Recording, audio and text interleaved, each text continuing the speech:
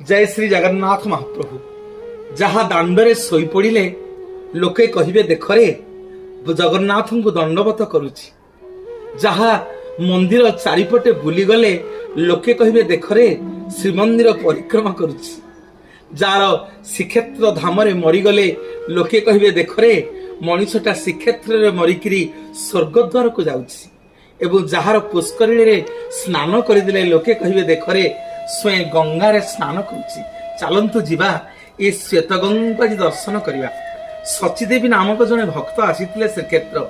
एठी गोटे पुष्करिणी थाए जो पुष्करिणी रे से स्नान करी जगन्नाथ को निवेदन कले कले प्रभु समस्त भक्त माने श्रीक्षेत्रु गंगा जाउछन्ती गंगा स्नान करिया पई।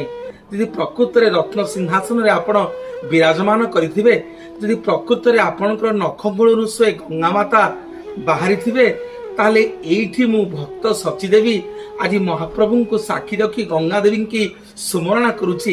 एई पुष्करिणी रे आज गंगा देवी मते दर्शन देबे। मोर माँ माने बापा माने सुनिले आपण माने आश्चर्य हबे। शतक शत भक्ति सचीदेवी जेतले पुष्करिणी रे गाधेइकरी उठिले स्वयं गंगा माता आसी दर्शन देले। कहले हे सचीदेवी आज ए पुष्करिणी ना हला श्वेत गंगा पुष्करिणी।